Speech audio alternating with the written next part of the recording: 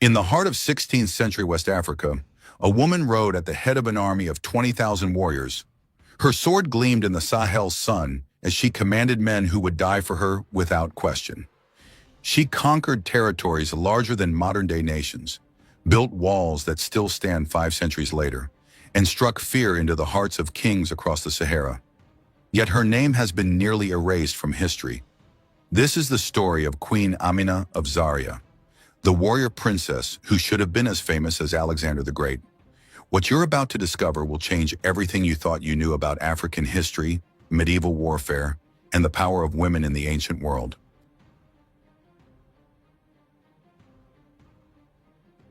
To understand the legend of Amina, we must first journey back to a time when Europe was still emerging from its medieval darkness, when the Ottoman Empire was at its zenith, and when West Africa was home to some of the wealthiest and most sophisticated kingdoms on earth. The year is 1533.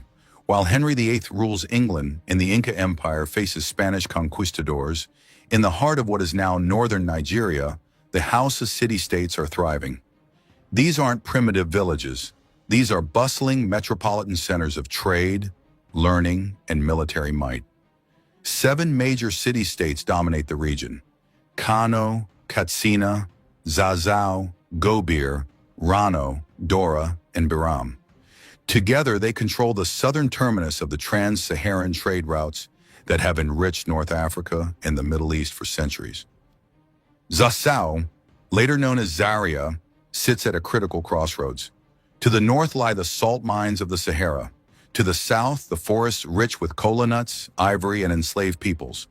Gold flows from the west, and from the east come horses from the Lake Chad region. Whoever controls Zazzau controls immeasurable wealth. The city itself is a marvel of medieval African engineering.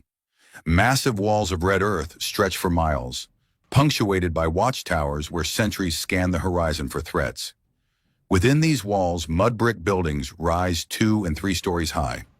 Markets overflow with goods from as far away as Venice and Cairo. Scholars study mathematics, astronomy, and Islamic jurisprudence in centers of learning that rival those of Timbuktu. Blacksmiths forge weapons that can cut through imported European steel. This is no backwater. This is a civilization at its peak. Into this world of power, intrigue, and endless possibility, a child is born to the royal family. Her name is Amina, daughter of King Nikatau, the 22nd ruler of Zazzau, and Queen Bakwa Turunku. The year is approximately 1533, though some scholars place it as early as 1530 or as late as 1536. Historical records from this period are fragmentary, pieced together from oral traditions, Arabic chronicles, and the Kano Chronicle, the most comprehensive historical document of the Hausa states. From the moment of her birth, Amina is different. She is born into privilege, yes, but also into expectation. As a princess of Zazzau, she is raised not in seclusion, but in preparation. The Hausa kingdoms, unlike many societies of their era, recognize that women can hold power, can own property, can even rule. It is rare, but not impossible. Amina's father, King Nikatau, is a warrior king who has expanded Zazzau's borders through strategic marriages and calculated military campaigns. He understands that power in the Sahel doesn't come from divine right alone. It comes from the strength of your army, the shrewdness of your alliances, and your control of trade routes. These lessons will shape Amina's entire worldview. But Amina has a brother, Karama. In a patriarchal society, even one as relatively progressive as Zazzau, the throne typically passes to the male heir. Amina would have understood from an early age that her path to power would be anything but straightforward. Yet something extraordinary happens during Amina's childhood. Her mother, Bakwa Turunku, proves to be more than just a king's consort. She is a political force in her own right. When King Nikatau dies in 1549, the throne doesn't immediately pass to the young Karama. Instead, through political maneuvering that speaks to her formidable intelligence, Bakwa Turunku emerges as a power behind the throne, and some sources suggest she may have ruled as regent. This is where Amina receives her true education. While other noble girls might learn domestic arts, Amina learns the art of war. But what happens next would set the stage for one of history's most remarkable transformations. Imagine being a teenage girl in a world where your future is supposed to be defined by marriage alliances and childbearing. Now imagine making a choice that defies every expectation, a choice that would seem impossible, even insane, to those around you. Amina makes that choice. At an age when most princesses are learning courtly etiquette and preparing for strategic marriages to neighboring rulers, Amina demands military training, and remarkably, astonishingly, she gets it. The Hausa military tradition is sophisticated and brutal. Warriors train from childhood in horseback riding, sword fighting, spear throwing, and archery. They learn tactics passed down through generations, how to read terrain, how to coordinate cavalry charges, how to lay siege to walled cities. The military culture of the Sahel combines indigenous African martial traditions with influences from the Islamic world to the north and the cavalry tactics of the great empires of the Sudan. Amina throws herself into this world with a ferocity that stuns her instructors. She learns to ride before she can fully control a war horse. She trains with weapons until her hands bleed. She studies the campaigns of great generals, not just African leaders, but the tactics of the Byzantine Empire, the Mamluks of Egypt, and the Ottoman Turks whose influence is spreading across North Africa. But here's what makes Amina truly exceptional. She doesn't just learn to fight, she learns to lead. Leadership in a warrior culture isn't about being the strongest or the fastest. It's about commanding respect from men who have been raised to believe that women are their inferiors. It's about tactical brilliance that saves lives and wins victories. It's about a presence, an aura, that makes hardened warriors willing to follow you into certain death. Amina develops all of this. By her late teens, she is regularly accompanying Zazao's military expeditions, not as a symbolic figurehead or a political token, but as an active participant. She rides with the cavalry. She fights in skirmishes. She observes how battles are won and lost. She learns that war isn't glorious. It's calculated, methodical, and unforgiving. During this period, Zazao's military is engaged in almost constant low-level conflict. The Hausa city-states are rivals as much as allies. They compete for control of trade routes, for tributary states, for prestige. Small kingdoms to the south and west are constantly probing for weakness. Nomadic groups from the north raid for slaves and livestock. It's a world where military readiness isn't optional, it's survival. Amina distinguishes herself in several minor campaigns during the 1550s and early 1560s. The historical record is frustratingly sparse on specifics, but oral traditions preserved in Zaria speak of a princess who fought alongside men, who commanded a personal guard of elite warriors, and whose strategic insights impressed even the most experienced generals. But there's a complication, one that would test everything Amina had worked for. Her brother Karama ascends to the throne around 1549. As the new Sarki, the title for the king of Zazao, Karama is now the supreme military commander. Amina, despite her skills, is subordinate to him. In most societies, this would be the end of her martial career. She would be married off to cement an alliance, relegated to the women's quarters, her warrior days nothing more than an eccentric footnote in the kingdom's history. But Karama makes a decision that will change the course of West African history. He recognizes his sister's genius. Instead of sidelining Amina, Karama elevates her. He gives her command of cavalry units. He consults her on military strategy. He sends her as his representative on campaigns. It's unprecedented, a woman holding military rank in a patriarchal society. Some traditionalists in the court are scandalized, but Karama understands something crucial.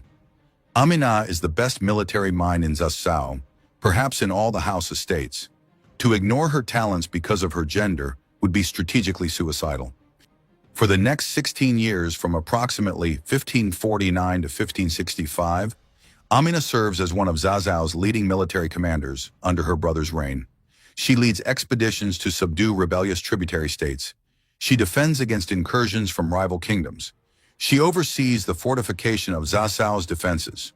All the while, she's building something even more valuable than military victories. She's building loyalty. The warriors who serve under Amina develop a fanatical devotion to her. She shares their hardships on campaign. She ensures they're fed and paid. She mourns their dead and celebrates their victories. She proves herself in combat again and again. Slowly, the idea of a woman warrior becomes not just acceptable, but admired. But even as Amina's reputation grows, she faces a choice that every woman in her position has faced throughout history. Marriage. Pressure mounts for Amina to marry. Alliance marriages are the currency of medieval politics. A union with a neighboring royal house could bring peace, trade agreements, military pacts.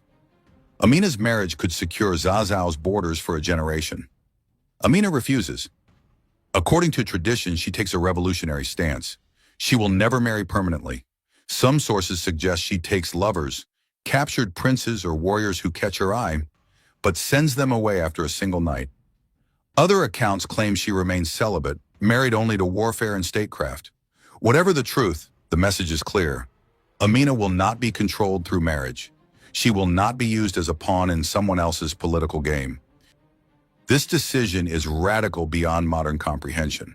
In 16th century West Africa, as in most of the world, a woman's value is largely determined by her role as wife and mother.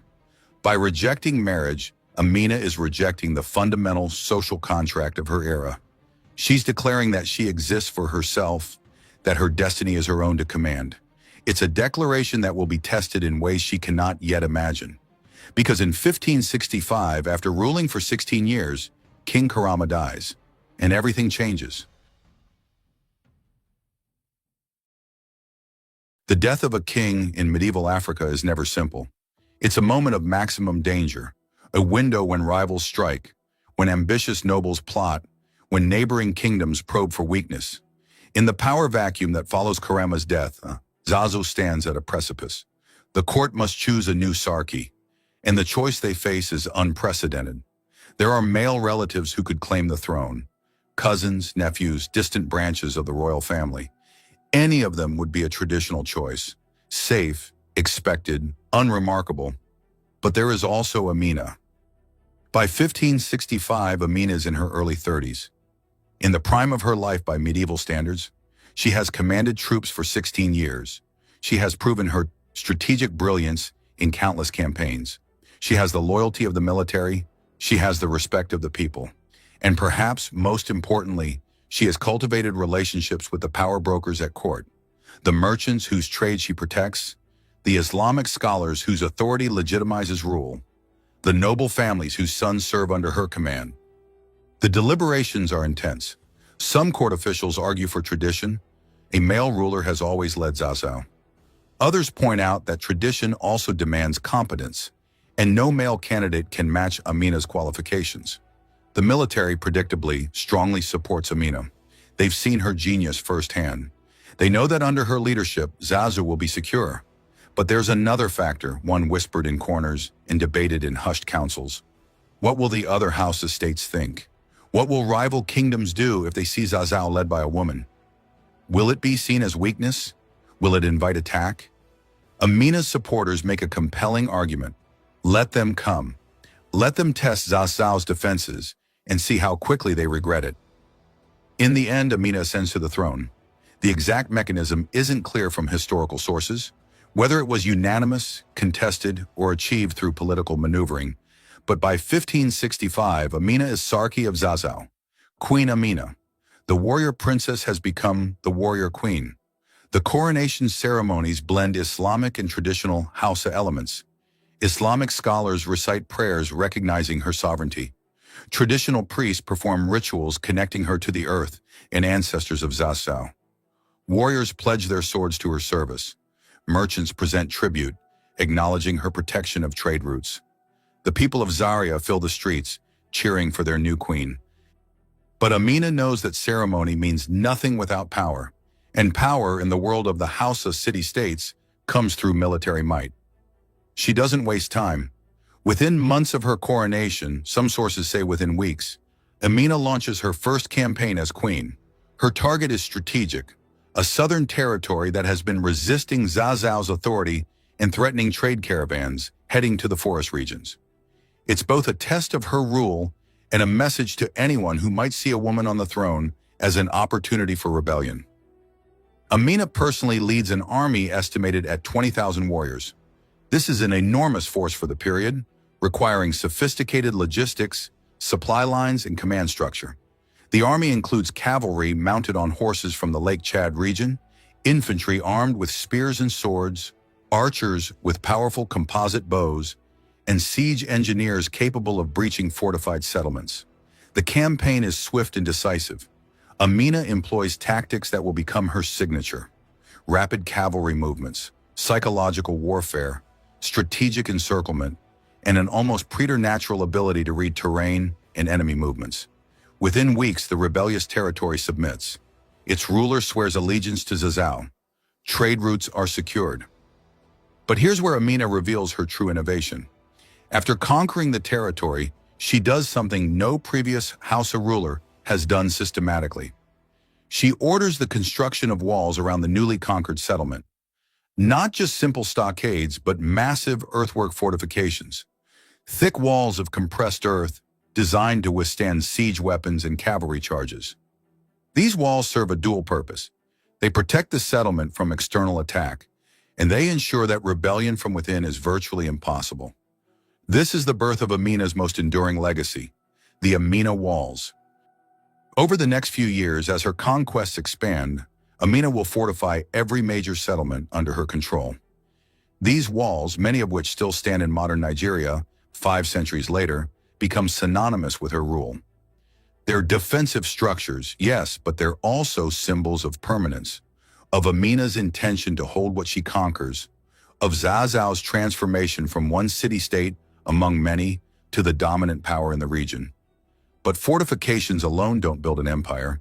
Amina understands that lasting power requires more than military might. It requires economic dominance.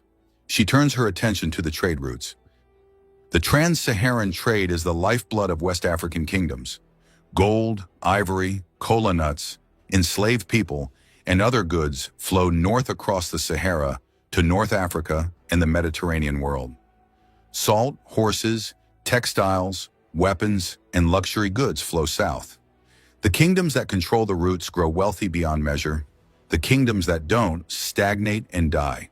Amina begins a systematic campaign to extend Zazzau's control over these routes.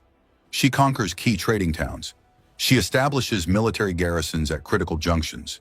She negotiates or coerces agreements with merchant clans and caravans, ensuring that they pay tribute to Zazu in exchange for protection from bandits and rival kingdoms. By the late 1560s, Zazzau, under Amina's rule, controls trade routes stretching from the forest regions of the south to the Sahara in the north, and from the territory of the Nupe kingdom in the west toward Lake Chad in the east. The wealth flowing into Zaria is unprecedented. The city grows. New markets open. Artisans and merchants from across West Africa flock to the capital, drawn by security and opportunity. But with prosperity comes danger. Success breeds envy, and envy breeds enemies. The other Hausa city-states, Kano, Katsina, Gobir, watch Zazzau's rise with growing alarm. They see their own trade revenues declining as merchants choose Amina's protected routes. They see tributary states they once dominated now paying allegiance to Zaria. They see a shift in the regional balance of power that threatens their own positions, and they begin to plot. Diplomatic pressure comes first. Emissaries arrive in Zaria with gifts and honeyed words, suggesting that perhaps Zazzau is expanding too quickly, that perhaps Queen Amina should focus on internal development rather than external conquest, that perhaps it would be better for regional stability if the trade routes were shared more equitably. Amina's response is cordial but firm. Zazzau will continue to expand as long as there are territories to conquer and trade routes to secure. Any kingdom that wishes to challenge this policy is welcome to try. It's a challenge that several kingdoms will soon accept. But before that confrontation comes, Amina makes a decision that will reshape the geopolitical landscape of West Africa for generations. A decision so bold, so audacious, that when word spreads, rulers from Cairo to the Atlantic coast take notice.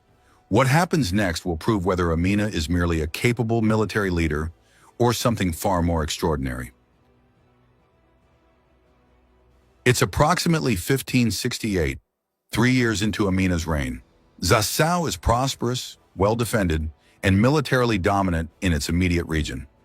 Most rulers would consolidate at this point. enjoy the fruits of success, strengthen internal governance, rest on their laurels. Amina is not most rulers.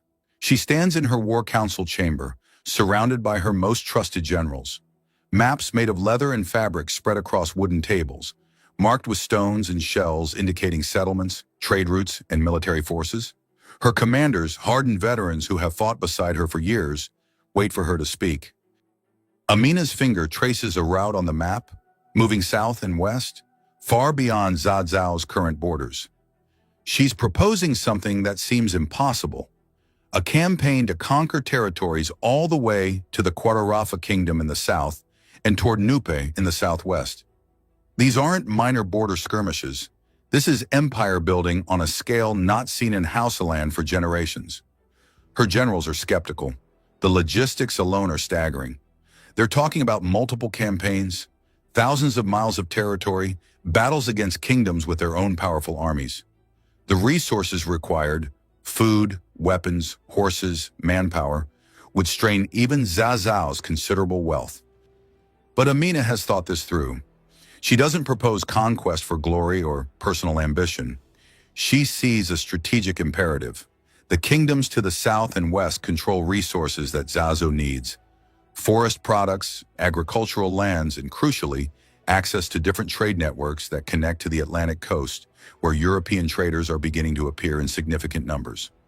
Moreover, if Zazo doesn't expand, its rivals will. The balance of power in West Africa is constantly shifting.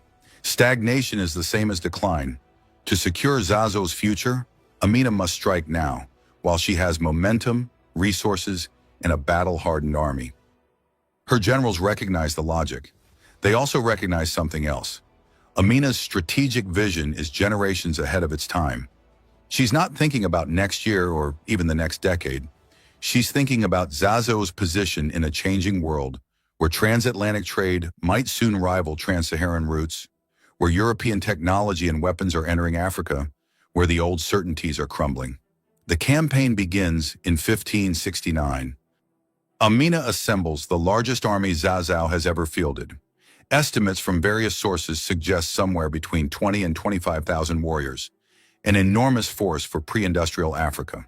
This army includes cavalry units that are among the best in West Africa, infantry armed with iron-tipped spears and swords, archers, and specialized units for siege warfare. The first targets are smaller kingdoms and settlements on Zazo's southern border. These campaigns serve as both military objectives and training exercises, allowing Amina to test her logistics, identify capable junior officers, and refine tactics for the larger conflicts to come. The pattern of conquest becomes predictable. Rapid cavalry approach, psychological intimidation through displays of force, offers of peaceful submission with reasonable terms, and if refused, overwhelming military assault. Amina fights not to annihilate, but to conquer. She wants tributary states that will trade, pay taxes, and provide military support, not depopulated wastelands. Settlement after settlement falls. Some resist and are crushed. Others submit without a fight, calculating that Amina's terms are better than destruction. After each conquest, Amina's engineers, skilled builders, who have perfected earthwork construction, begin building walls. The Amina walls start to spread across the landscape like a connected network of fortified points, each one a statement of Zazo's permanence. But as Amina pushes deeper into southern territories, she encounters more organized resistance. The Quarafa, a powerful confederation of peoples to the southeast, have been watching Amina's expansion with growing alarm. They're not some minor kingdom to be easily conquered. They have their own sophisticated military traditions, their own network of alliances, and a fierce determination not to become Zazo's subjects. The first major battle between Amina's forces and the Quarafa occurs near a river crossing that both sides recognize as strategically crucial. Control of this crossing means control of trade routes connecting the forest regions to the Sahel. Amina arrives with her main army to find Quarafa forces already entrenched on the far bank. It's a strong defensive position. Trying to cross the river under fire would result in catastrophic casualties. A conventional commander might lay siege, waiting for the enemy to run out of supplies, or might seek an alternative crossing, potentially adding weeks to the campaign. Amina does neither. Under cover of darkness, she sends cavalry units upstream and downstream, searching for alternative crossings. But this is a feint. Her real plan is far more audacious. She orders her engineers to construct rafts and floating platforms, not enough to transport her entire army, but enough for a shock force of elite warriors. As dawn breaks, Amina launches a coordinated assault. While her main army makes noise at the primary crossing point, drawing Quarafa attention and forces, her elite units cross at two different points simultaneously using the rafts. The Quarafa find themselves attacked from three directions at once. Their defensive position collapses. Within hours, the battle is over, with Quarafa forces in full retreat. It's a masterpiece of tactical innovation. Amina has demonstrated that she can outthink as well as outfight her enemies. Word of the battle spreads rapidly. Other kingdoms in the region face a choice: submit to Zhao or risk facing Amina's army in battle. Most choose submission. Over the next several years, from approximately 1569 to 1573, Amina conducts campaign after campaign, each one extending Zhao's reach further from the capital. Her army becomes a well-oiled military machine. Supply lines stretch for hundreds of miles, maintained by a complex system of garrison towns and tributary states obligated to provide resources. Her cavalry becomes legendary, fast, disciplined, capable of covering enormous distances and striking with devastating effect. But Amina's genius isn't just military. She understands that conquest means nothing without administration. As territories fall under her control, she implements a governance system that is remarkably sophisticated for its time. Local rulers who submit peacefully are generally allowed to continue governing their own people, provided they pay tribute to Zhao, contribute warriors to Amina's army when required, and protect trade routes through their territories. This system of indirect rule allows Amina to control vast territories without maintaining large occupation forces everywhere. For territories that resist and are conquered by force, Amina installs governors from Zaria, usually successful military commanders or trusted administrators. These governors are given significant autonomy but are ultimately accountable to the queen. They're expected to maintain order, collect taxes, and ensure that Zhao's interests are protected. The revenue flowing into Zaria becomes enormous. Gold, ivory, kola nuts, textiles, livestock, and enslaved people captured in wars all contribute to the royal treasury. Amina uses this wealth not just for personal luxury, although she certainly enjoys the trappings of power, but to fund further military campaigns, to improve Zaria's infrastructure, and to support the Islamic scholars and traditional priests whose blessing legitimizes her rule. By 1574, Zhao, under Amina's rule, has become the dominant power in Hausa land. Her territory extends from the fringes of the Sahara to the forest regions of the south, and from Nupe lands in the west to territories approaching Lake Chad in the east. She's not quite created an empire on the scale of Mali or Songhai, but she's built something unprecedented for a Hausa ruler, a unified, militarily powerful state that can project force across hundreds of miles. But success, as Amina is about to discover, creates its own problems. The other Hausa city-states can no longer ignore Zhao's dominance. Kano and Katsina, the two most powerful traditional rivals to Zhao, begin coordinating their policies. They reach out to kingdoms that Amina hasn't yet conquered, offering alliances and military support. They spread propaganda suggesting that Amina's rule is illegitimate, that a woman leading warriors is contrary to Islamic law, that Zhao has grown arrogant and must be brought low. Trade wars erupt. Merchants from Kano and Katsina refuse to use Amina's routes. They establish alternative paths, even though these are longer and more dangerous. They spread rumors of Amina's cruelty, her ambition, her dangerous innovations. Diplomatic isolation follows. When Amina sends emissaries to other courts, they're received coldly or not at all. Marriage alliances that might have secured peace are refused. Religious leaders in rival kingdoms issue fatwas questioning Amina's legitimacy. And then in late 1574 or early 1575, Amina receives intelligence that confirms her worst fears. Kano, Katsina, and several smaller Hausa states are forming a military coalition. Their explicit goal, to invade Zhao, depose Amina, and divide her territories among themselves. It's the crisis Amina has been preparing for since taking the throne. Everything she's built, the walls, the tributary states, the army, the trade network, is about to be tested in the most fundamental way possible. War is coming, not a border skirmish or a minor conflict, but an existential battle that will determine Zazao's future. Amina returns to Zaria and immediately convenes her war council. The discussion is somber. Her intelligence reports suggest the coalition might field an army of 40 to 50,000 warriors, roughly twice the size of Amina's available forces. They'll be invading from multiple directions, trying to divide Amina's army and overwhelm Zazo's defenses. Her generals propose various strategies: defensive warfare, allowing the enemy to exhaust themselves against Zazo's walls; diplomatic overtures, trying to peel off members of the coalition with offers of favorable terms; even a radical suggestion to abandon the outer territories and consolidate around Zaria itself. Amina rejects all of these. Instead, she proposes something that shocks even her most experienced commanders, something so bold, so risky, that it could either save Zasu or destroy it completely. But what is this plan? And can even Amina's genius overcome such overwhelming odds? The answer would determine not just the fate of Zazo, but the future of an entire region. The situation is desperate. Spring of 1575. Intelligence reports flood into Zaria daily, each one more alarming than the last. The coalition forces are massing at multiple points along Zazo's borders. Kano is mobilizing its famous cavalry units. Katsina is bringing siege equipment capable of breaching even Amina's walls. Smaller states are contributing thousands of warriors, eager for a share of the spoils once Zazo falls. Amina's court is divided. Some advisors counsel submission.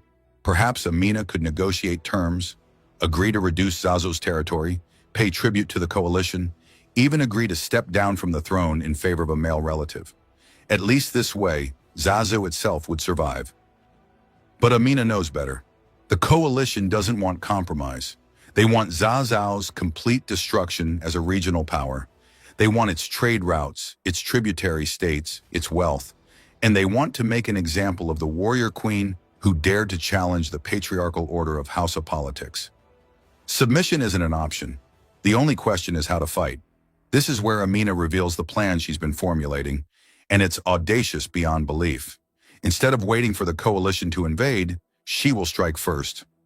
Not at the coalition's assembled armies. That would be suicide.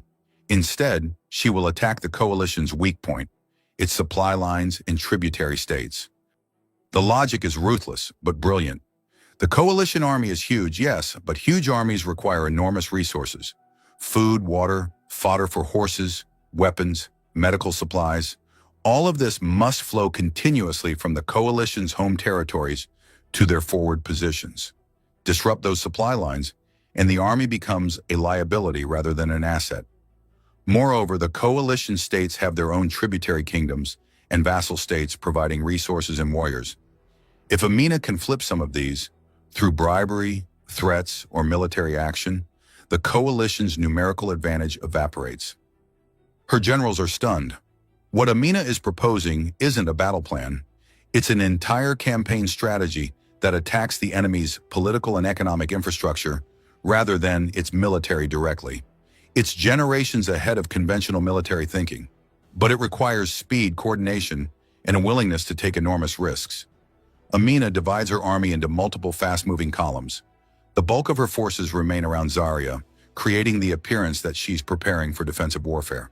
But elite units, cavalry mostly, capable of covering huge distances quickly, deploy secretly to multiple locations around Zazo's borders.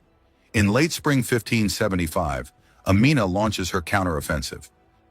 A cavalry force of 3,000 warriors appears suddenly in Kano's tributary territories to the north, far from where the coalition expects any resistance. They don't attack Kano itself.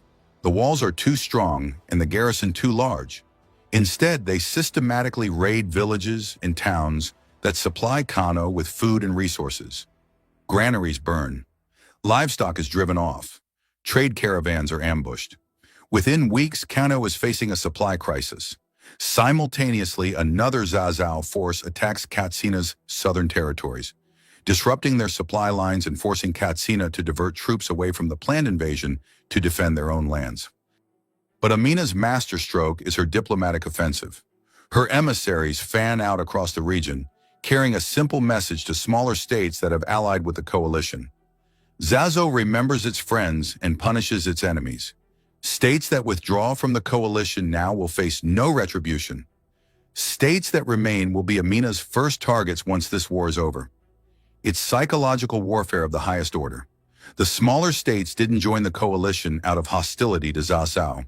They joined out of fear of Kano and Katsina, or hope of gaining some advantage. Now Amina is offering them an exit. Several states begin wavering. A few quietly send messages to Zaria pledging neutrality. The coalition leadership faces a dilemma. Their carefully planned invasion is falling apart before it even begins. Their supply lines are under attack. Their alliance is fracturing. They need a decisive victory to restore momentum and unity. In midsummer 1575, the coalition finally launches its invasion.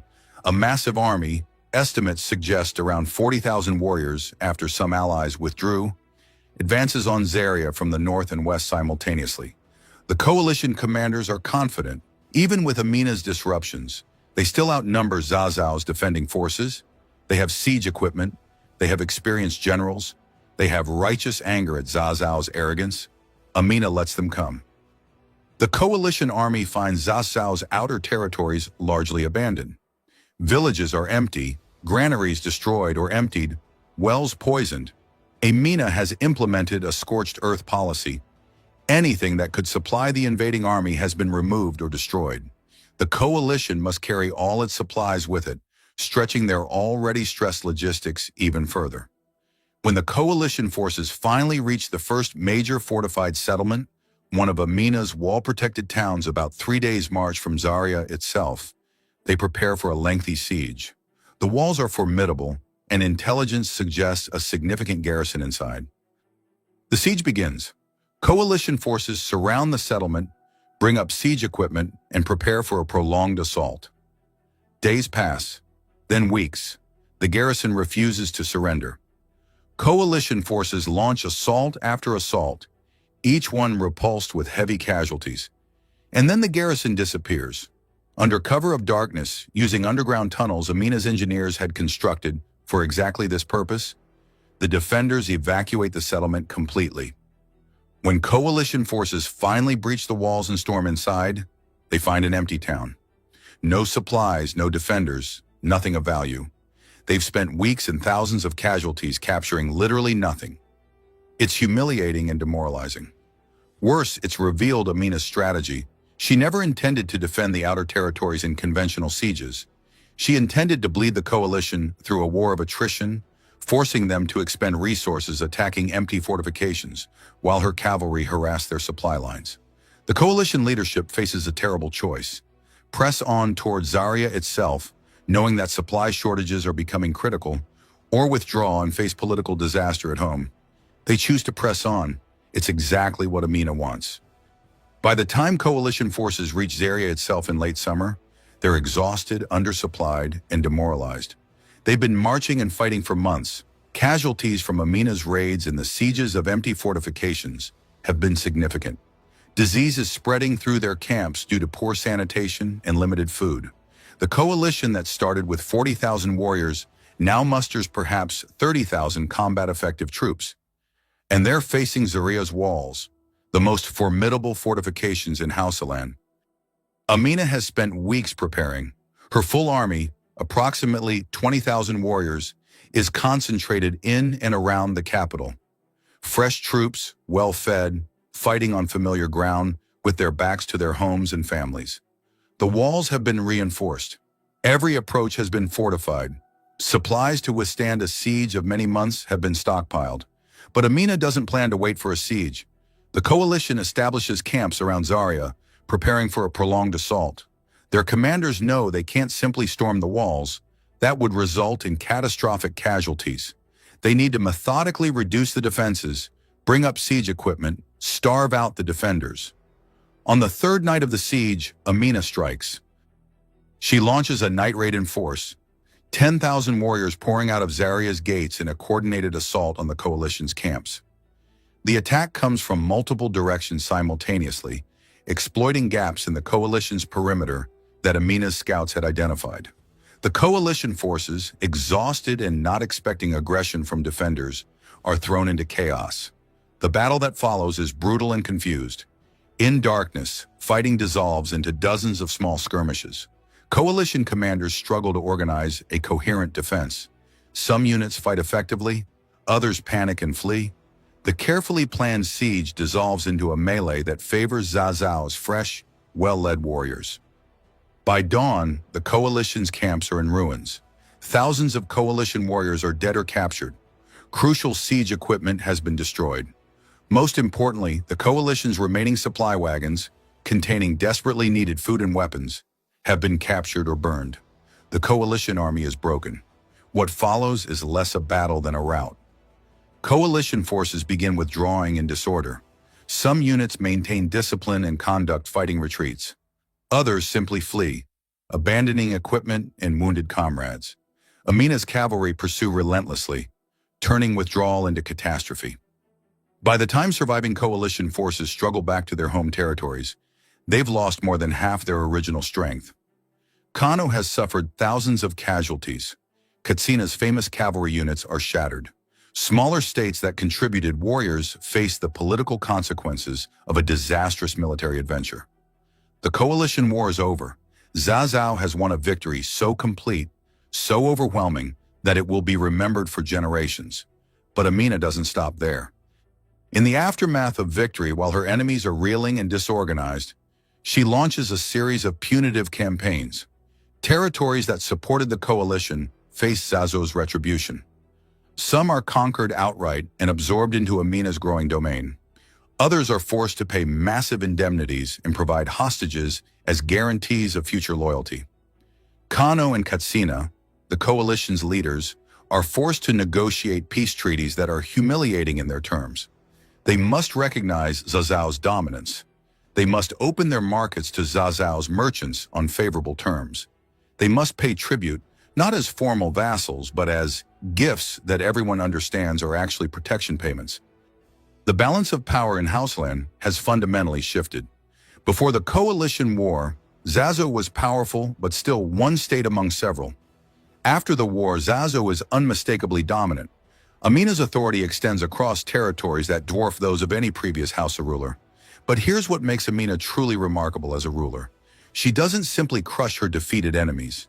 She understands that stable power requires not just military dominance, but political legitimacy and economic prosperity. In the years immediately following the coalition war, roughly 1576 to 1578, Amina implements a series of policies designed to transform her military conquests into lasting political authority. First, she invests heavily in infrastructure. Trade routes across her territories are improved and protected. Merchant caravans traveling through Zazo's lands enjoy security unprecedented in the region. This attracts more trade, which brings more wealth, which funds more military and infrastructure development in a virtuous cycle. Second, she establishes a more systematic administrative structure. Previously, Zazo's territorial control was somewhat ad hoc. Conquered territories paid tribute, but otherwise governed themselves. Now Amina creates a more formalized system. Governors receive clear instructions on tax collection, justice administration, and military obligations. Regular inspections ensure compliance. It's the beginning of what might have evolved into a true bureaucratic state, rather than just a collection of tributary territories. Third, she cultivates relationships with Islamic scholars and institutions. Amina is a practicing Muslim, and she understands that religious legitimacy is crucial for maintaining authority. She funds the construction of mosques. She supports Islamic education. She presents herself not as a revolutionary overturning tradition, but as a pious Muslim ruler who happens to be female, a distinction that makes her rule more palatable to traditionalists. Fourth, and perhaps most importantly, she secures trade relationships beyond Hausaland. Zazao under Amina begins trading directly with North African kingdoms and city-states. Caravans from Zaria travel to Tripoli, Cairo, and other Mediterranean ports. Trade goods from Zazzau appear in markets from Morocco to Egypt. This isn't just economically beneficial, it's politically crucial. By integrating Zazzau into trans-Saharan trade networks at the highest level, Amina makes her kingdom indispensable. Other states can't afford to isolate or destroy Zazzau without disrupting trade routes that benefit everyone. By 1578, Zazzau, under Amina's rule, is at its zenith. The kingdom controls territories estimated at over 30,000 square miles, a substantial empire by West African standards. The population under Amina's authority might number in the hundreds of thousands, perhaps approaching 500,000. Zaria itself has grown into a major city, its markets overflowing with goods from across Africa and the Mediterranean world. Amina's personal wealth is legendary. She owns vast estates, herds of horses and cattle, and slaves by the thousands. She dresses in the finest imported silks and wears jewelry of gold and precious stones. Her court rivals those of the great Islamic empires in sophistication and luxury. But Amina hasn't gone soft. She maintains her military readiness. Her army remains one of the most formidable in West Africa. She continues to lead campaigns personally, refusing to become a distant figurehead. In her mid-40s by this point, Amina is still riding at the head of her cavalry, still making tactical decisions on battlefields, still commanding the absolute loyalty of her warriors. The Amina walls continue to spread. Wherever Zazzau's authority extends, fortifications appear. These walls serve military purposes, certainly, but they're also symbols, visible reminders that Zazzau's power is permanent, built into the landscape itself. 500 years later, archaeologists and historians will study these walls, marveling at their extent and sophistication. But as the 1570s give way to the 1580s, Amina faces new challenges. Not military threats, she's thoroughly dominated her immediate neighbors. Instead, she faces the challenges of success: how to maintain an empire built on military conquest, how to ensure succession when she has no children, how to adapt to a changing world where European influence in West Africa is slowly but inexorably growing. And there's something else, something that Amina perhaps doesn't fully recognize yet. She's getting older.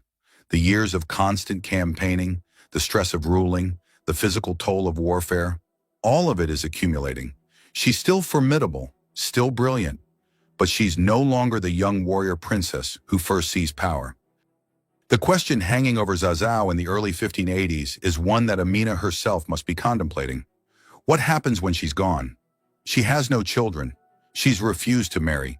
She's built an empire, but empires built around a single charismatic leader often collapse when that leader dies. Zazzau's stability depends entirely on Amina's personal authority. Remove her, and what's left? Amina begins making preparations for succession. She elevates certain military commanders and administrators, clearly grooming them for leadership. She strengthens the institutional structures of government, trying to ensure that Zazzau can function even without her direct oversight. She cultivates loyalty not just to herself personally, but to Zazzau as a concept, as a political entity that transcends any individual ruler. But she also knows that ultimately, succession planning only goes so far. When she dies, there will be a power struggle. It's inevitable. The only question is whether Zazzau's institutions and the loyalties she's built will be strong enough to survive that struggle intact. In the meantime, Amina continues to rule with the same energy and brilliance that has characterized her entire reign. She leads military expeditions into the mid-1580s. She personally oversees major construction projects. She adjudicates disputes brought before her court. She's not a ruler who delegates and disappears into palace luxury. She's hands-on, engaged, constantly visible to her people, and she continues to build her legend. Stories about Amina spread far beyond Hausa. Trans-Saharan merchants carry tales of the warrior queen to North Africa and beyond. Islamic scholars write about her in their chronicles, sometimes praising her piety and justice, sometimes questioning whether a woman can legitimately rule. European traders beginning to establish themselves on the West African coast hear rumors of a powerful inland kingdom ruled by a woman warrior. But what these distant observers don't fully understand is that Amina isn't just a military conqueror or a political leader. She's transformed an entire region. The security she's established allows trade to flourish in ways it never could when the Hausa states were constantly fighting among themselves. The infrastructure she's built, walls, roads, market towns, will outlast her by centuries. The administrative systems she's developed will influence how future West African states are organized. Amina has created something that transcends her own remarkable life. She's proven that women can rule, can conquer, can build empires as effectively as any man. In a world that systematically denies women access to power, Amina has kicked open a door and demonstrated what's possible.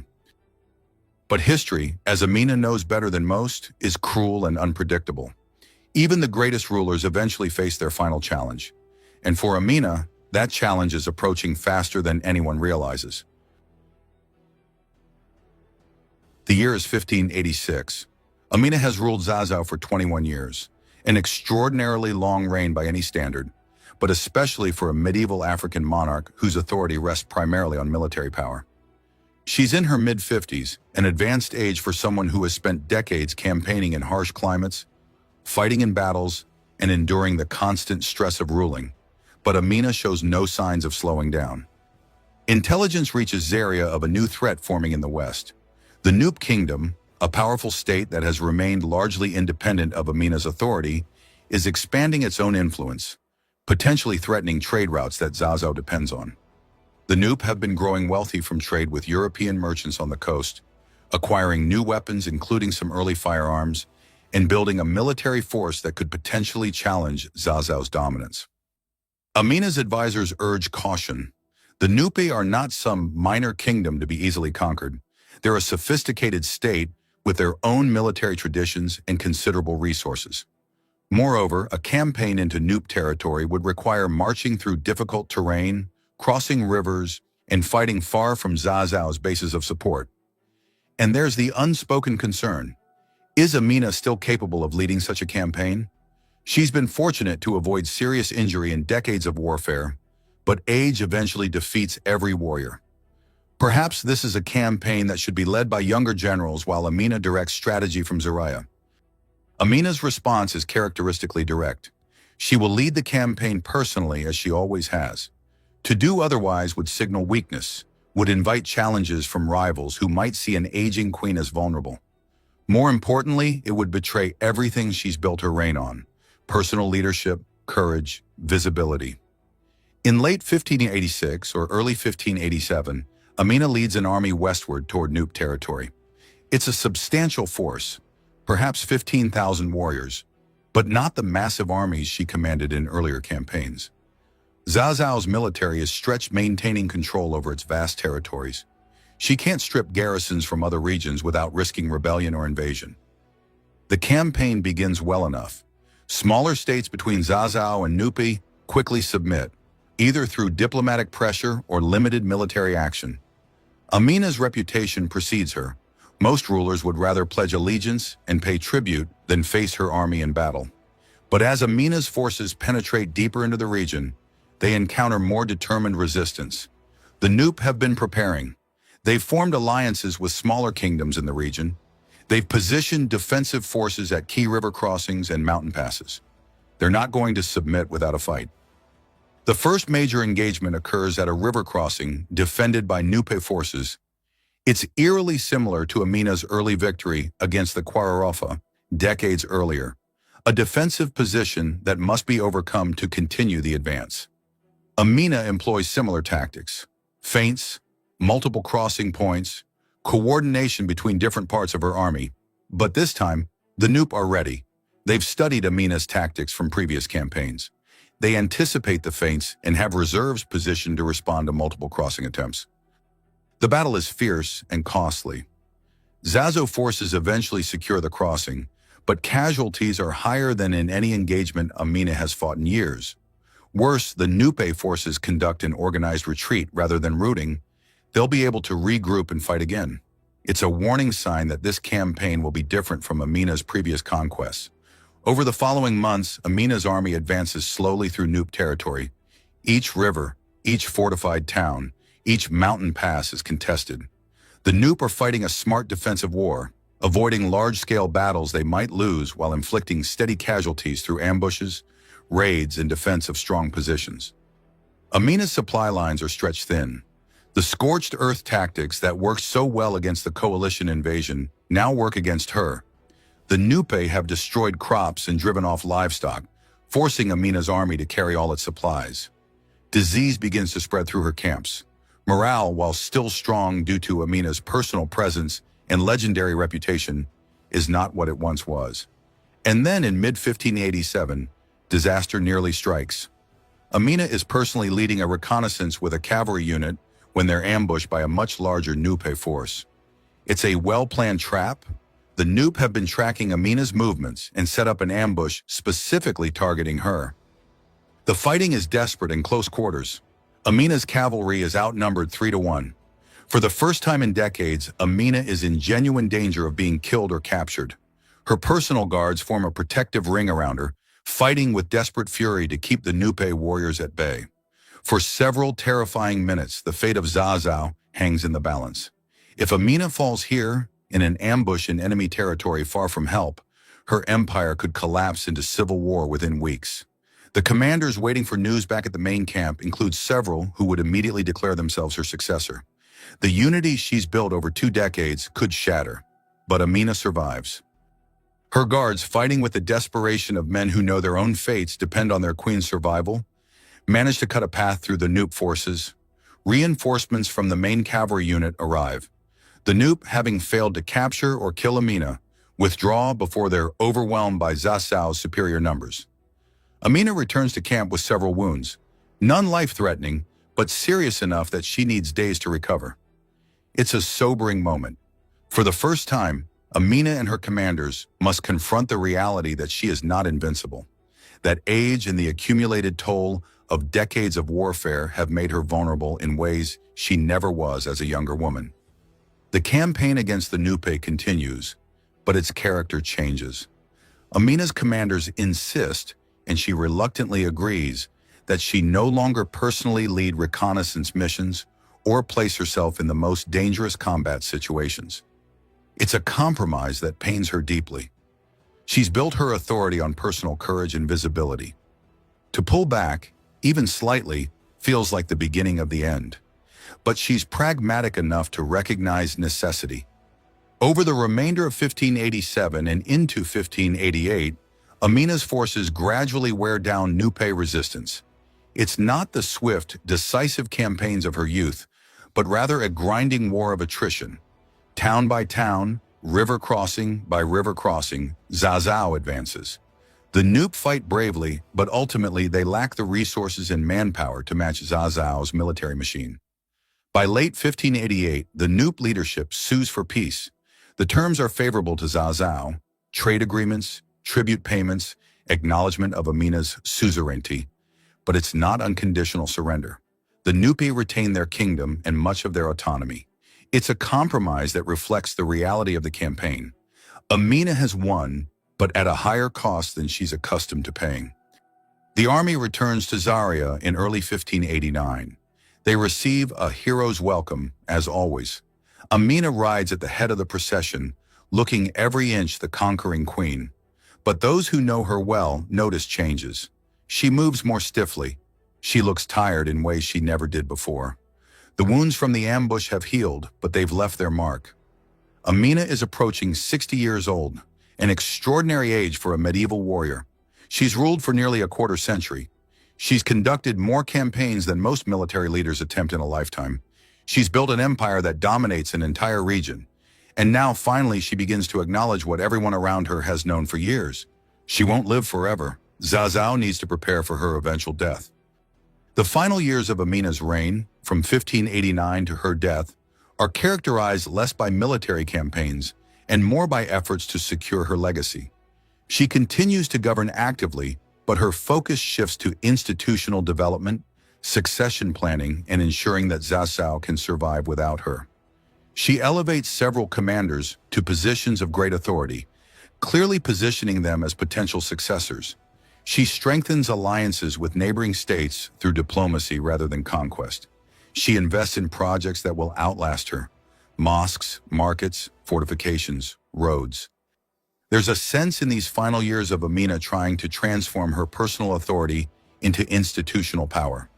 She knows that charismatic leadership dies with the leader.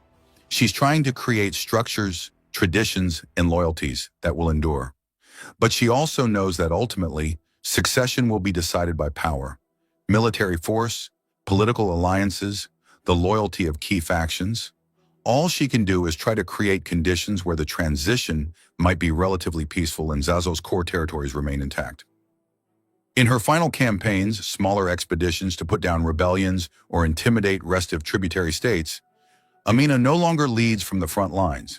She directs strategy from the capital or from well-protected positions near the fighting. It's a necessary compromise, but one that erodes her mystique slightly. The warrior queen is becoming simply the queen. Contemporary accounts from this period, fragmentary as they are, describe Amina as still formidable, but clearly aging. She moves with the aid of attendants. She suffers from ailments common to people who have spent decades campaigning in harsh climates, probably chronic pain from old injuries, possibly respiratory issues from years of exposure to smoke and dust. But her mind remains sharp. Visitors to her court describe a ruler who is still very much in command, who discusses military strategy with clarity, who remembers details of events decades past, who can still intimidate subordinates with a glance and inspire loyalty with her presence. The exact date of Amina's death is lost to history. Different sources give different years, ranging from 1610 to as late as 1617. Most modern historians place it around 1610, which would make Amina approximately 77 years old, an extraordinary lifespan for the era. The most persistent tradition regarding her death places it during yet another military campaign. According to this account, Amina insisted on personally leading one final expedition, despite her advanced age and failing health. She died not in palace luxury, but in a military camp, still trying to expand or defend her kingdom, still refusing to accept that age had finally defeated her, where no enemy could. If true, it's an ending that would have pleased her, a warrior's death on campaign, serving Zazo to her final breath. But what happened after her death would prove whether everything she built could survive without her. If you've made it this far into the story of Queen Amina, you're clearly someone who appreciates history told the way it should be. Immersive, detailed, and absolutely gripping. This channel is dedicated to bringing you more incredible stories like this one, diving deep into the lives of historical figures who deserve to be as famous as any European monarch or ancient conqueror. So if you haven't already, hit that subscribe button and join a community of people who believe history should never be boring. There's so much more to explore together. Now let's return to Zaria, to the aftermath of Amina's death, and to the question that will determine her true legacy. The death of a monarch who has ruled for decades, who has built an empire through personal charisma and military genius, who has no clear heir, this is a recipe for disaster. When news of Amina's death reaches Zaria, the city goes into mourning. But beneath the public grief, a ruthless political calculation begins. Multiple factions, each with their own candidate for the throne, start positioning for power. The military commanders who served under Amina are the most obvious contenders. They have troops loyal to them personally. They have experience governing territories. They have the respect of the warrior class. But they're also rivals who have spent years competing for Amina's favor.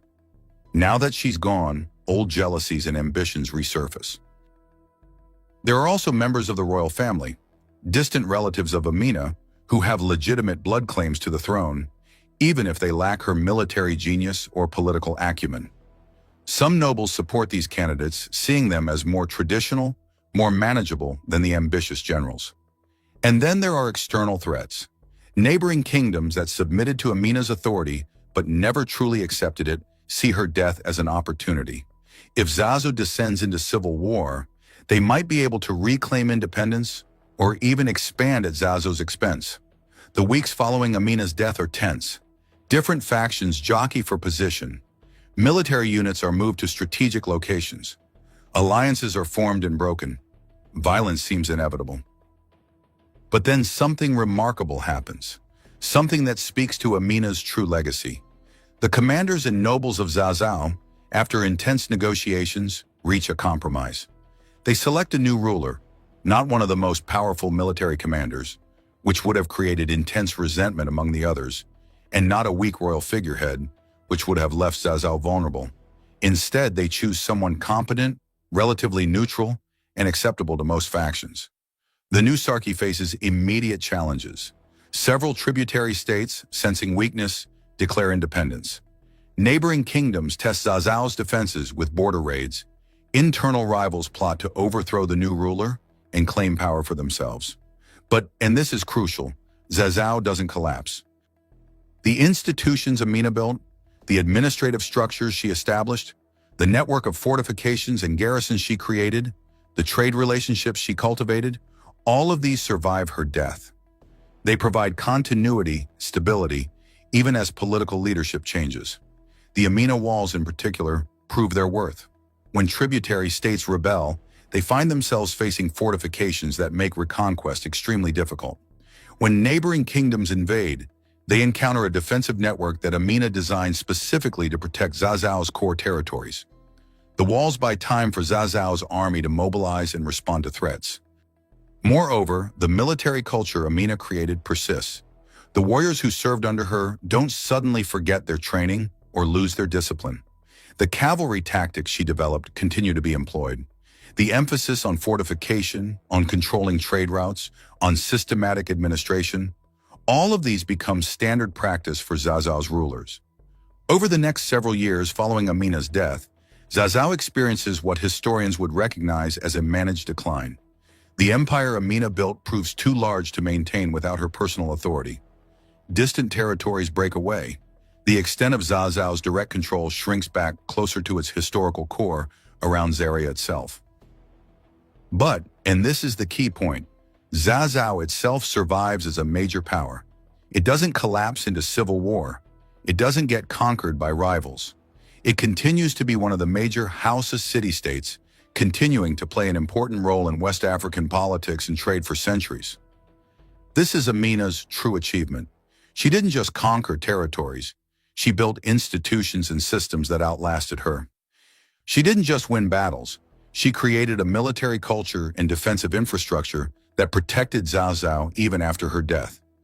She didn't just accumulate power, she legitimized women's authority in ways that influenced how future generations thought about leadership and capability. The historical record of the decades immediately after Amina's death is frustratingly sparse. We know that Zazao continued to be ruled by a series of leaders, some more capable than others. We know that the kingdom maintained its independence and importance. We know that trade continued to flow through Zaria, that the walls continued to protect its territories, that the military traditions Amina established continued to be honored. But we've lost the details, the names of specific rulers, the exact boundaries of territories, the particular military campaigns. History, particularly African history from this period, is full of these gaps where oral traditions fade and written records are incomplete or lost. What we do know with certainty is this. The Amina walls, many of which still stand today, over 400 years later, remain as physical testimony to her reign. Archaeologists have mapped extensive networks of these fortifications across northern Nigeria. The walls are sophisticated earthwork constructions, some with bases 20 feet thick and heights of over 20 feet. They represent hundreds of thousands of hours of labor, coordinated engineering on a massive scale, and a vision of territorial defense that was generations ahead of its time. Modern visitors to Zaria can still see portions of these walls. They've eroded over centuries, have been built over in some places, have been destroyed by urban development. But they persist, stubborn monuments to a queen whose name was nearly forgotten, but whose physical achievements literally reshaped the landscape. And there's another legacy, one harder to quantify, but perhaps even more important. Amina proved what women could achieve in a world designed to constrain them. In the centuries after her death, her story was preserved in oral traditions, in songs sung by griots, in tales told to children. These stories varied in details. Some portrayed her as almost superhuman, others focused on her romantic exploits. Still others emphasized her piety and justice. but all agreed on the core fact. A woman ruled Zazzau, built an empire, commanded armies, and earned a place among the greatest leaders in Hausa history. This mattered. It provided a counter-narrative to the patriarchal assumptions that dominated most societies. It demonstrated that women's exclusion from power was a choice, not a necessity. It inspired and continues to inspire girls and women who hear her story to imagine possibilities beyond the roles society assigns them. In 1975, over 350 years after Amina's death, the Nigerian government issued a series of stamps honoring historical figures who shaped the nation. One of those stamps featured Queen Amina of Zaria, sword in hand, leading her warriors. It was an acknowledgement, however belated, that her achievements deserved to be remembered and celebrated. Today, statues of Amina stand in Zaria and Lagos. Schools and streets are named after her. She's featured in Nigerian textbooks as a symbol of pre-colonial African achievement and female empowerment. Scholars debate the details of her life, trying to separate historical fact from legend. But here's the remarkable thing. Whether every story about Amina is literally true or not almost doesn't matter. What matters is that she existed, that she ruled, that she conquered, and that 5 centuries later, people still know her name and draw inspiration from her example. In a just world, Queen Amina of Zaria would be as famous as Joan of Arc, as celebrated as Elizabeth I, as studied as Alexander the Great. She built an empire that rivaled European kingdoms in size. She developed military tactics that were innovative for her era. She ruled for decades with a combination of strategic brilliance and political acumen that few leaders of any gender have matched. The fact that most people have never heard of her speaks to the systematic erasure of African history, to the biases that have shaped how we remember the past, to the assumptions about who deserves to be remembered and celebrated. But erasure is not the same as obliteration. Amina's walls still stand. Her story still circulates. Her legacy still inspires. And now you know her story. You know about the warrior princess who became a queen, who built an empire, who proved that women could lead armies and rule kingdoms as effectively as any man in history. But there's still one more chapter to this story, one that connects Amina's 16th century world to our present day. A chapter about how her legend evolved, how historians rediscovered her, and why her story matters now more than ever. For centuries after her death, Amina's story lived primarily in oral tradition. The Hausa people of northern Nigeria preserved her memory through songs, proverbs, and stories passed from generation to generation. She became a figure of folklore, not forgotten, but not quite historical either. Her achievements were remembered, but also embellished, mythologized, transformed into legend. In these traditional accounts, Amina grows larger than life. Some versions claim she was a giantess, physically dominating men through sheer size. Others suggest she possessed magical powers, that she could conjure victories through supernatural means. Still others focus on romantic and sexual exploits, claiming she took a new lover after every victory only to execute them in the morning. A narrative that says more about patriarchal anxieties about powerful women than about historical reality. These legendary accretions are common for figures who loom large in cultural memory, but lack extensive written documentation. King Arthur accumulated similar legends in Britain. Charlemagne's historical achievements were embellished with fantastical elements. It's almost a mark of historical importance. Only figures who truly mattered get transformed into legends. But legends, however entertaining, can also obscure history. By the 19th and early 20th centuries, as European colonialism dominated Africa and European historians began writing African history, Amina was often dismissed as purely mythical, a folk heroine with no historical basis, like an African version of Wonder Woman. This dismissal was convenient for colonial narratives. If Africans had never built sophisticated kingdoms, never developed complex political systems, never produced military geniuses capable of building empires, then colonialism could be justified as bringing civilization to a backward continent. Acknowledging rulers like Amina, women no less, who had built states that rivaled European kingdoms, complicated that narrative in uncomfortable ways. The systematic recovery of Amina's historical reality began in the mid-20th century. As African independence movements sparked renewed interest in pre-colonial African history, scholars, many of them African, began the painstaking work of reconstructing the past from fragmentary sources. They turned to the History Chronicle, a historical document written in Arabic in the 19th century, but containing information passed down from much earlier periods. The Chronicle mentions Amina, describing her as a military leader and listing some of her achievements. It provides dates, names of contemporaries, and details of campaigns. They collected and analyzed oral traditions, recognizing that while these might contain legendary elements, they also preserve genuine historical memories. By comparing different versions of stories and identifying consistent elements across accounts, scholars could begin to separate probable fact from later embellishment. They studied the Amina walls themselves, physical evidence that couldn't be dismissed as folklore. Archaeological analysis of these fortifications confirmed that they were constructed using techniques consistent with 16th century Hausa engineering. Their extent and sophistication indicated centralized authority capable of mobilizing enormous labor forces, exactly what you'd expect from a powerful ruler. They examined trade records and accounts from North African merchants who traveled trans-Saharan routes. While few mention Amina specifically, she was, after all, ruling an inland kingdom that most North African traders never visited personally.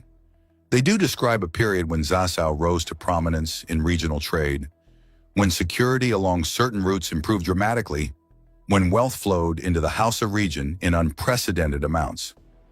All of this is consistent with Amina's reign as described in Hausa sources. Slowly, painstakingly, a historical picture emerged. Not complete, there are still enormous gaps in our knowledge, but substantial enough that mainstream historians now acknowledge Amina as a genuine historical figure rather than a myth. The scholarly consensus today places her birth around 1533, her reign from approximately 1565 to her death around 1610, and her major campaigns in the 1570s and 1580s. Historians accept that she was a significant military leader who expanded Zazzau's territory, that she built extensive fortifications, and that she ruled for several decades.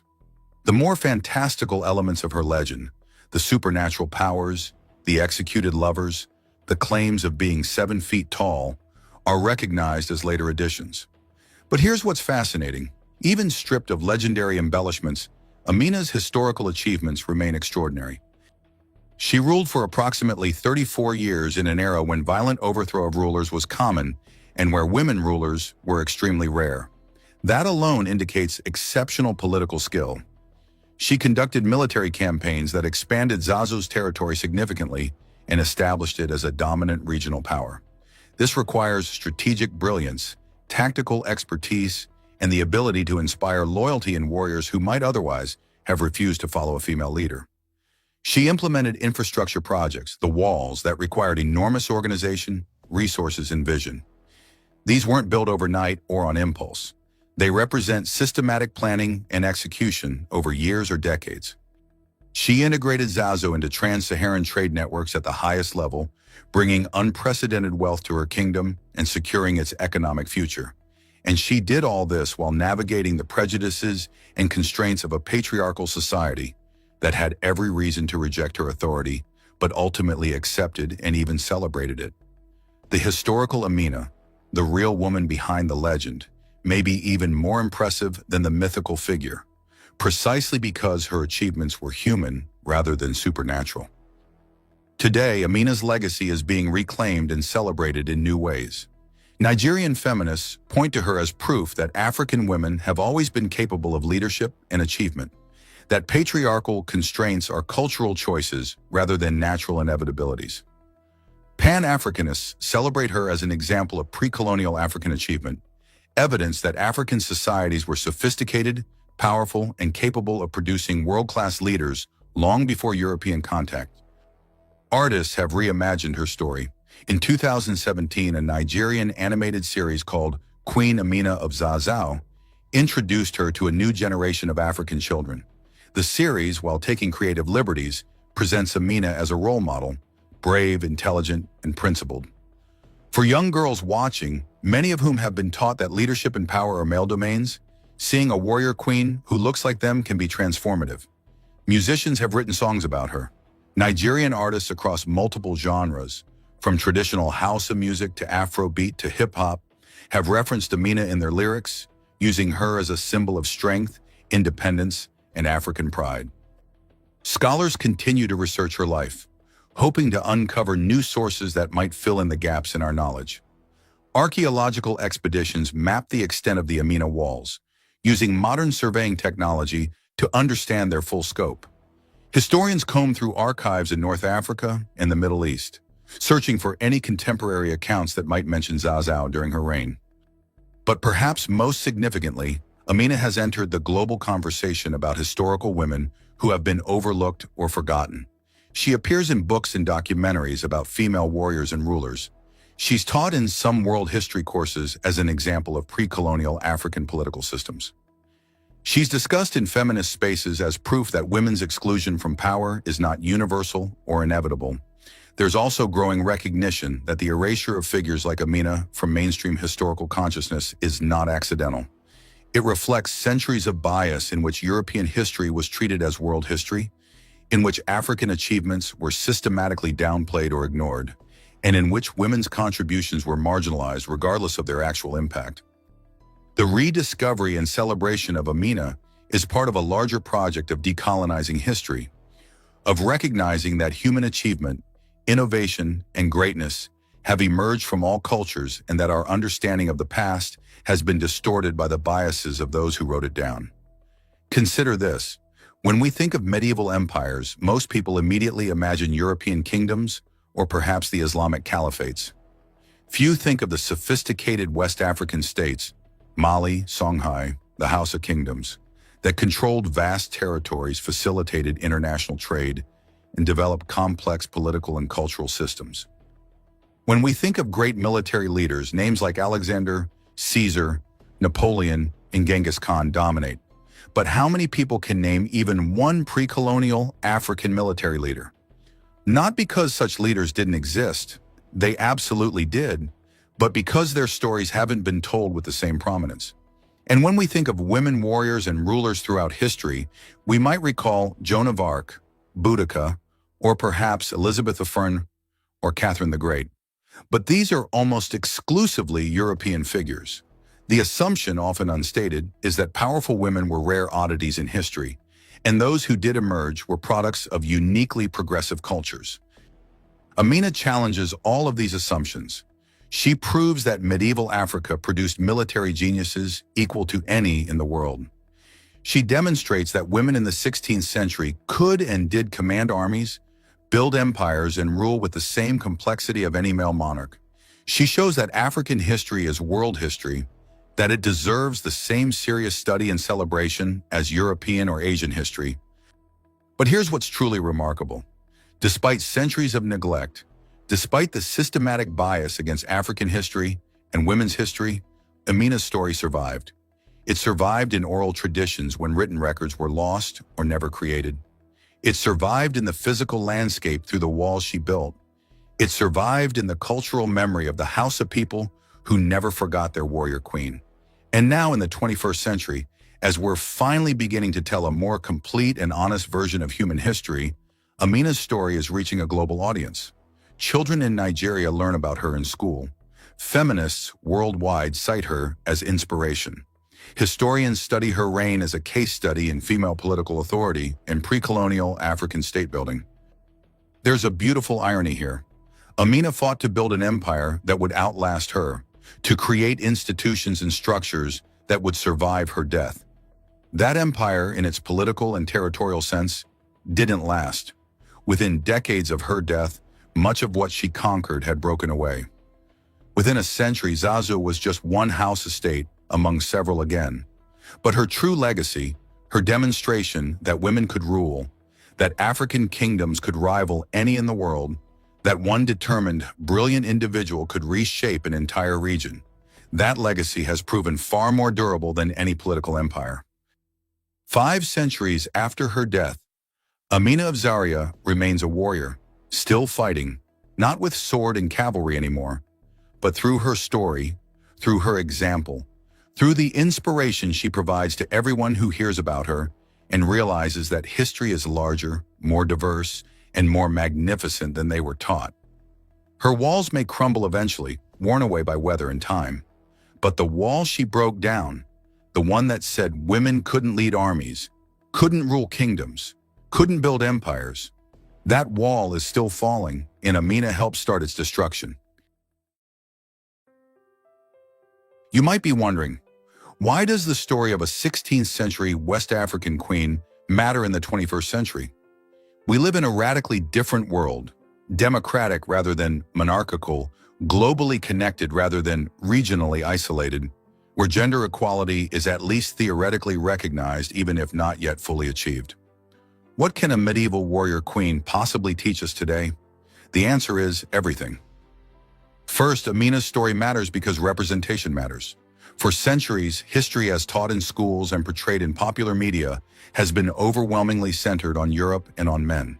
This creates a distorted picture of human capability and achievement.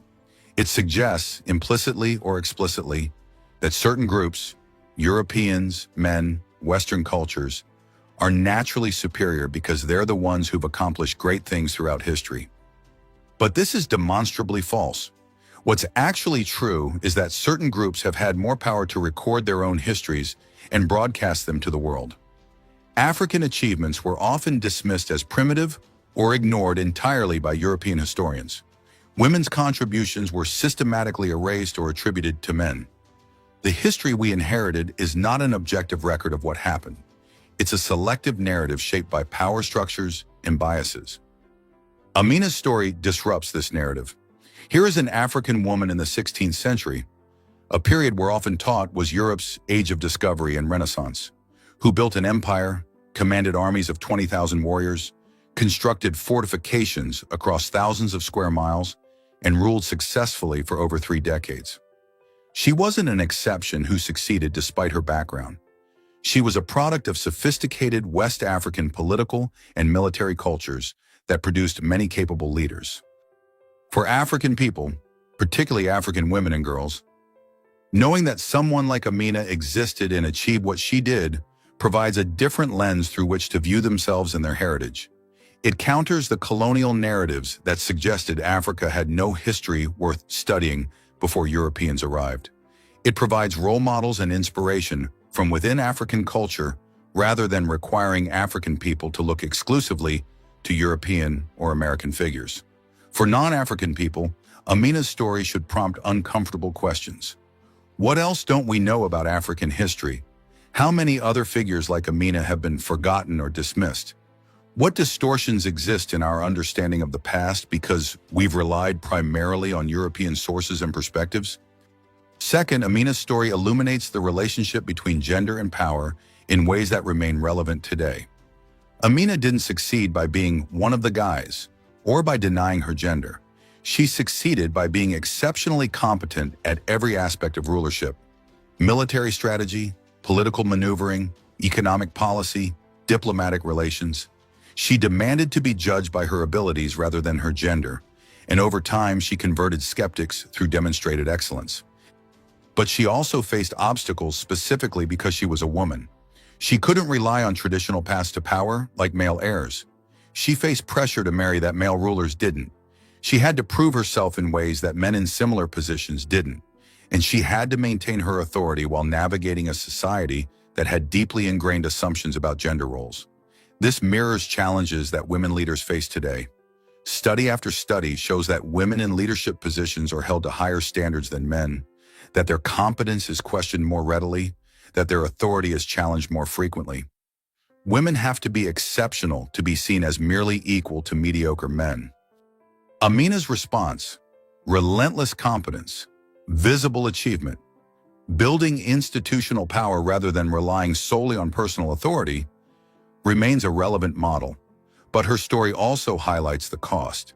She apparently never married, never had children, spent decades in military camps rather than enjoying royal luxury, and worked until she literally died on campaign.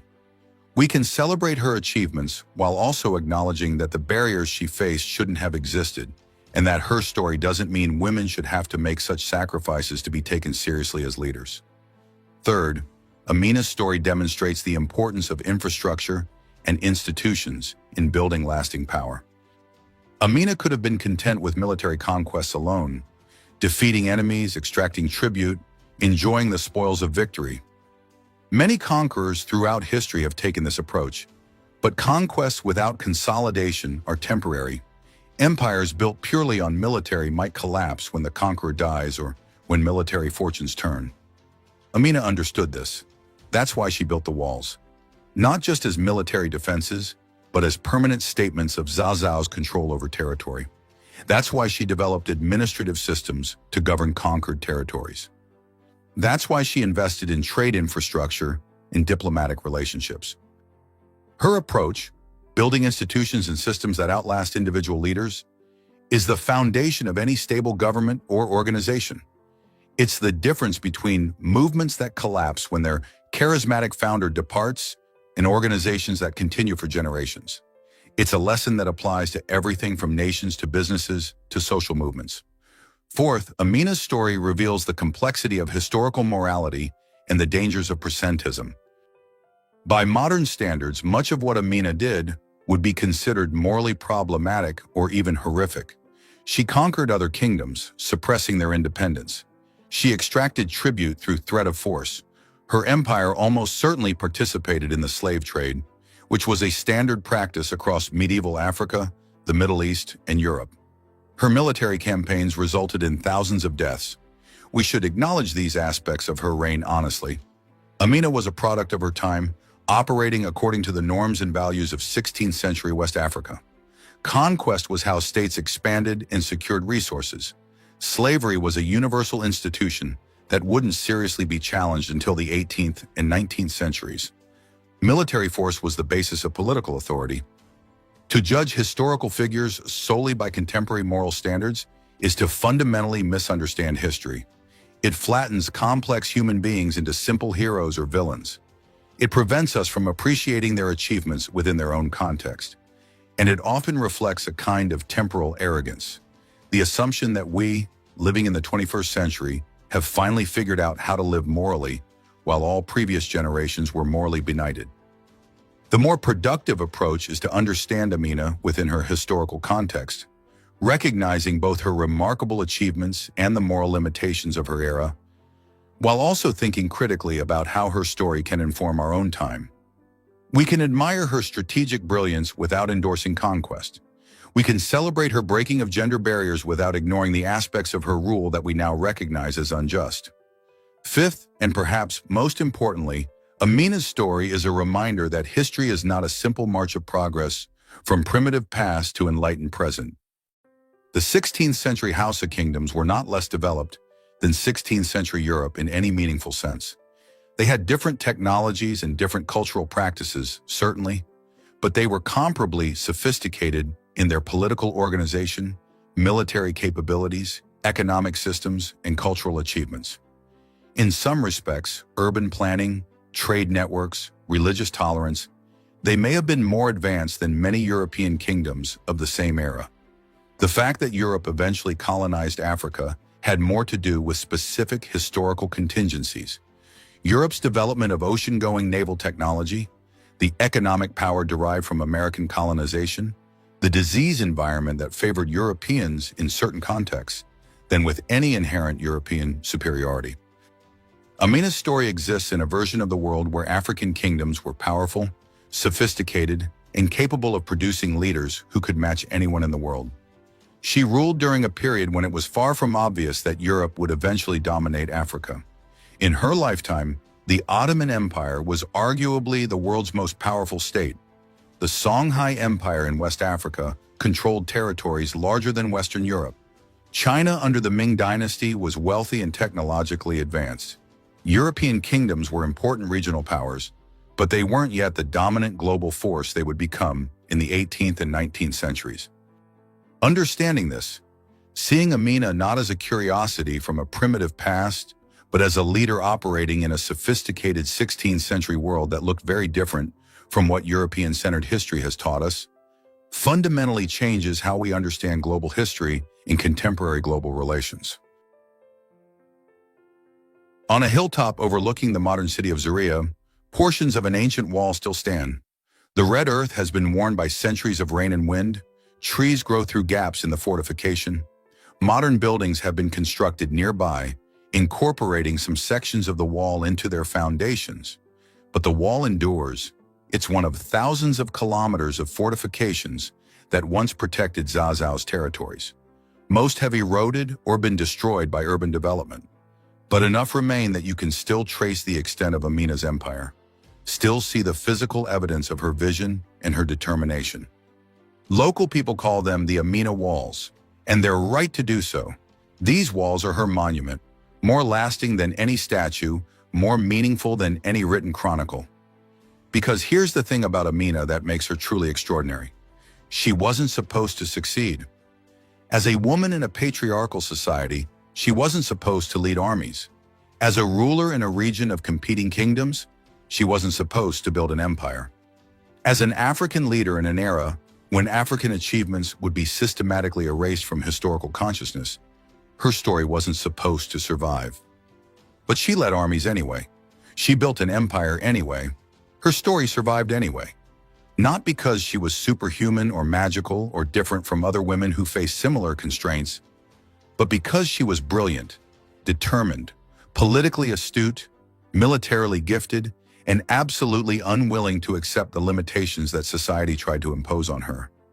She looked at a world that told her she couldn't do something and said, "Watch me."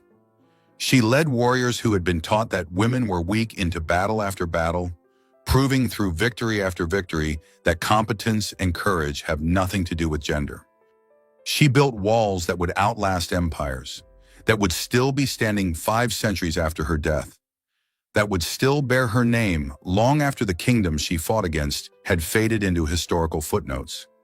She created a legend so powerful that it survived centuries of colonial bias, historical erasure, and systematic marginalization of African and women's history. And now in the 21st century, Queen Amina of Zaria is finally receiving the recognition she deserves.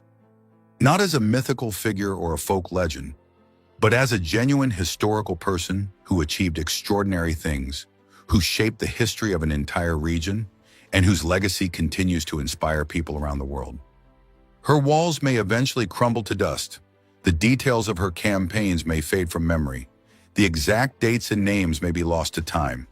But the essential truth of her story, that a woman in 16th century West Africa built an empire, commanded armies, ruled for decades, and earned a place among history's greatest leaders. That truth is now part of the permanent record. It can't be erased. It can't be denied. It can't be forgotten. Queen Amina of Zaria, warrior, conqueror, builder, leader, legend. She rode at the head of 20,000 warriors. She conquered territories that would become nations. She built walls that still stand after 500 years.